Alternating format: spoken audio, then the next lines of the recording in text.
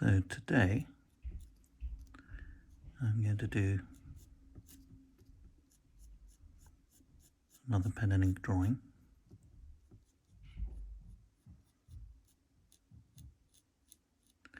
And this is going to be in a series I'm calling The Seasons.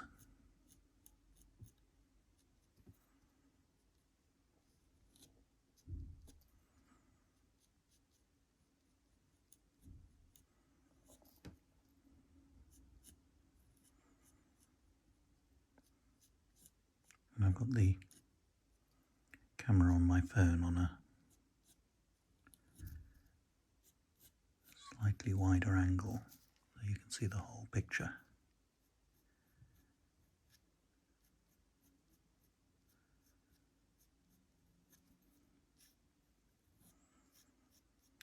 It's a quiet Sunday and I have plans.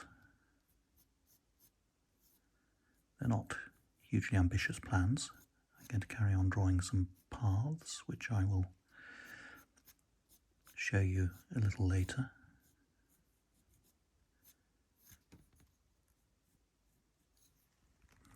And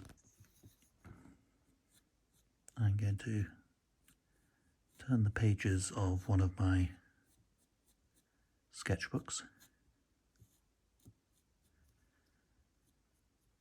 I'm just toying with the idea of having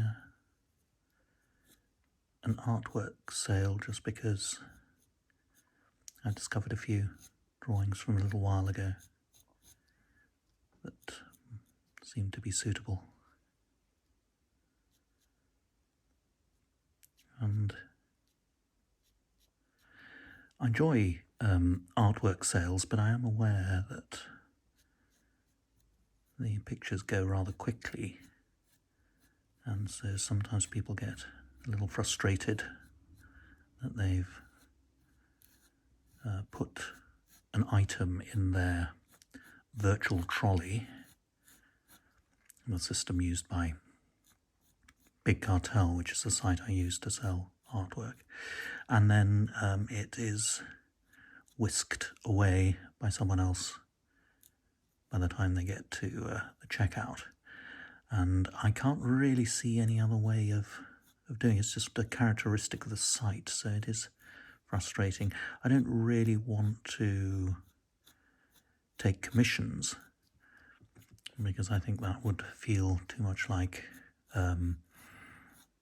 making what is a sort of pleasurable thing that I do, which is just drawing for my own pleasure. And that would possibly turn it into more of a sort of day job, which I don't really want. But I do like the idea of making these sort of drawings that I do available to people who would like to buy a piece of original artwork that is not a published piece and is not one of my finished book illustrations, but equally has got a certain uniqueness to it, because it won't have featured in any publication and has been done just for its own sake. So I like that ethos. I just don't like people being disappointed, so it's a bit of a double-edged sword at the moment. And if anyone can think of a better way to make the work available, I mean, I think Patreon is great, and I'm certainly going to continue the monthly draw where I take the numbers allocated to patrons and take them out of a hat, and then you get a chance to have a piece of artwork sent to you that has been drawn on these videos.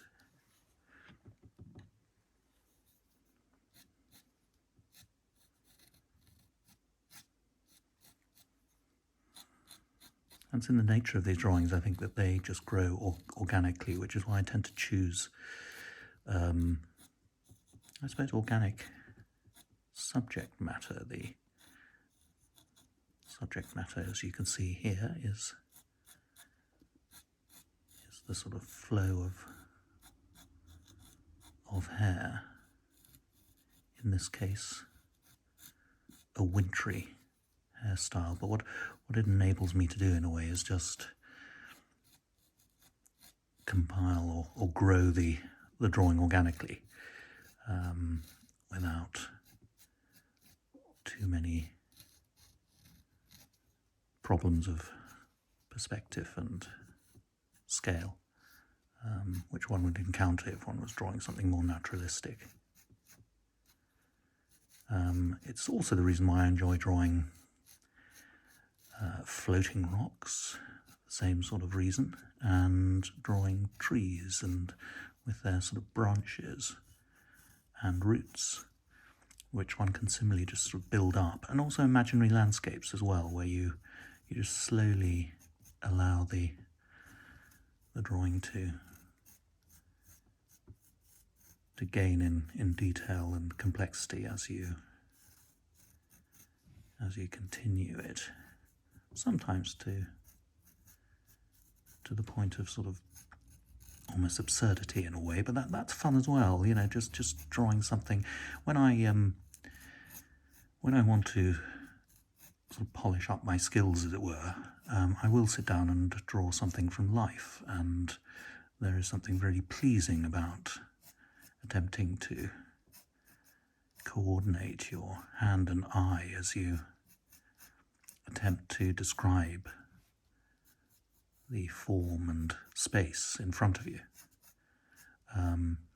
But when you're drawing from imagination like this, there are no constraints. What one is thinking about principally, I think, is the texture of the drawing and the way in which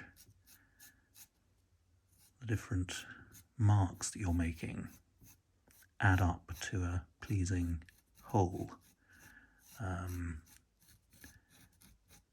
and a sort of some sort of compositional sense that can come into it, a design sense, and you're very much allowing the image to take control and go where it wants to go.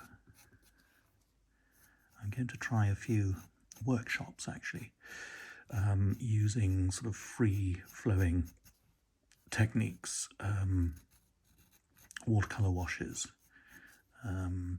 random splotches and shapes to build up images, for the same reason, you know, that it's a shortcut into, you know, creating an image and allowing that image to inform how you draw around it and make sense of it. And it's only one way to illustrate. I mean, there are so many different ways to illustrate, but it's a good way to just get one's sort of creative imagination going, which I think, if there has been a common theme to all my drawings on Patreon, it's been that. It's been a whole series of ways in which you can make drawings without worrying too much about the end result. You know, just drawing as a journey, not a destination.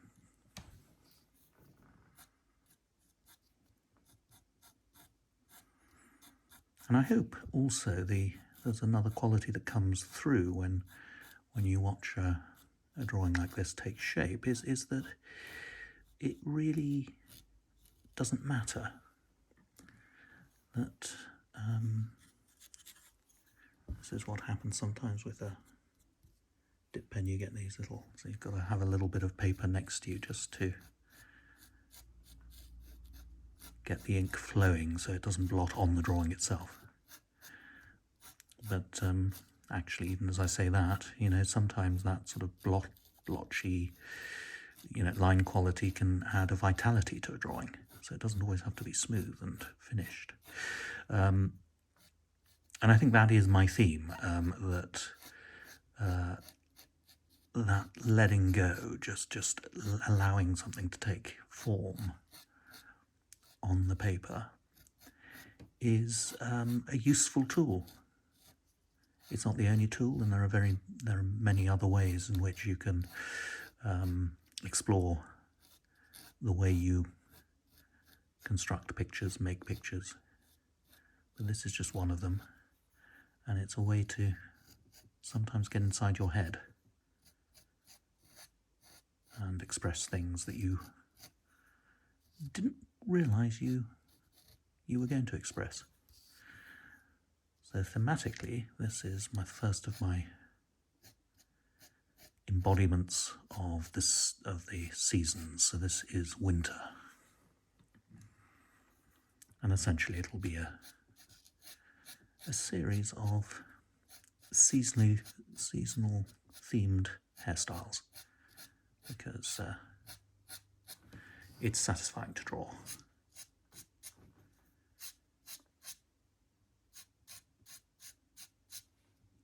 Extravagant hairstyles. And I speak as a middle-aged man with very little hair left on his head. I remember those days when I would be very, very concerned about my hairstyle and being up to date and fashionable, and actually now I rather enjoy the fact that I have very little hair left at all on my head, and the decision that I need to make is a very simple one, which level to set the clippers at. I often think of those 18th century gentlemen who you sometimes see in portraits with these great, extravagant wigs full of curls and great constructions of hair that they wear, and then every so often the more intimate portrait where they've obviously taken the wig off and they're wearing little, almost like bed caps, and you know that underneath their heads are very satisfyingly shaved. So out in public they look as if they've got the most extravagant hair in the world, but it's all a sort of huge wig, and underneath they've got a very nice, neat, bald head. There's a lovely painting of William Hogarth, the great 18th century satirist and painter, self-portrait with a pug. It's in the National Portrait Gallery, and he's got a little silk cap on, and you can see that he's at home relaxing, and there's a little pet dog by his side that he's rather lovingly painted, and yes, he's got a very neat shaved head beneath the silk cap.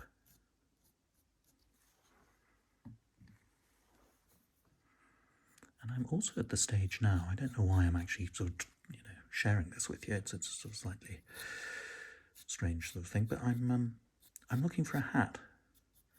I have a head that is peculiarly unsuited to hats of all sorts, and I remember once I was on a book tour, and I went to a hat shop in Memphis in Tennessee, and I think I tried on every single hat they had in the store. Great amusement of my companion and the salesperson in the store, and not one of the hats suited me at all. They all looked utterly ludicrous, and I had a repeat of that experience in Australia when I was at the Sydney Writers' Festival, and it was blazing hot, and I was about to... Actually, I think, in fact, now that I remember correctly, it was in Perth, in Western Australia. I'd been at the Sydney Writers' Festival, and then I went on to the Perth Writers' Festival, which is right on the other side of the country, and it was blazing hot. I was off to see some quokkas on a famous island they have off the coast, and I'm going to give my arm a slight rest.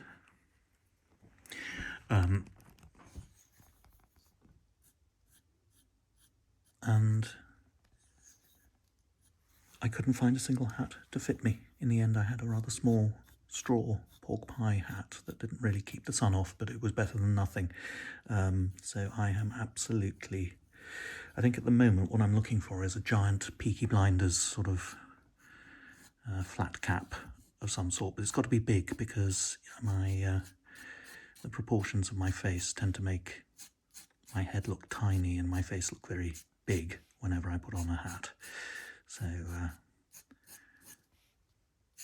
that's what I think I might, in a good sort of Lewis Carroll style, I might actually employ a Mad Hatter to make me a hat, a bespoke hat to my measurements. I think that's the only way of solving this sartorial dilemma.